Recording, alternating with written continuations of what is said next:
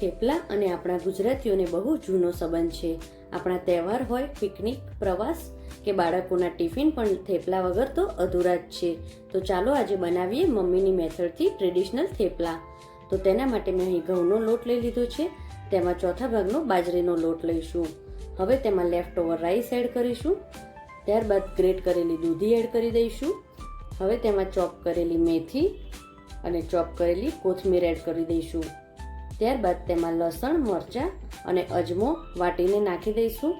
હવે તેમાં 2 ચમચી દહીં એડ કર્યું છે, શેકેલા તલ, 1 ચમચી સાકર, 1 ચમચી કસૂરી મેથી, 1 લીંબુનો રસ ઉમેરીશું. ત્યારબાદ તેમાં તેલ, સ્વાદ અનુસાર મીઠું, લાલ મરચું પાવડર, હળદર અને ધાણા જીરું એડ કરીને લોટ બાંધી લઈશું. જો તમે થેપલાને સ્ટોર કરવાના હોય તો લેફ્ટ ઓવર રાઈસને સ્કીપ કરી દેવા. અહીં મારે પાણીની જરૂર નથી પડી. જો લોટ બાંધવામાં ડ્રાય લાગે તો 1 થી 2 ચમચી જ પાણી એડ કરવું. હવે લોટને 10 થી 15 મિનિટ માટે રેસ્ટ આપીશું.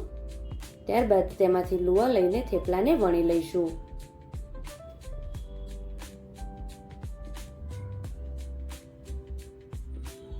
હવે તવી પર થેપલાને તેલ લગાવી બંને સાઈડ શેકી લેવાના છે.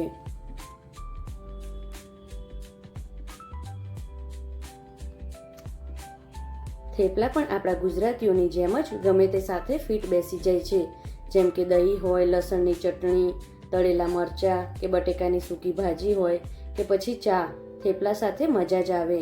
તો તમે પણ મારી આ રેસીપી એકવાર જરૂરથી ટ્રાય કરજો અને મને કમેન્ટમાં જણાવજો કે તમને કેવી લાગી. જો તમને મારી રેસીપી ગમી હોય તો તેને લાઈક, શેર અને સબસ્ક્રાઈબ કરજો. આવજો. જય શ્રી કૃષ્ણ.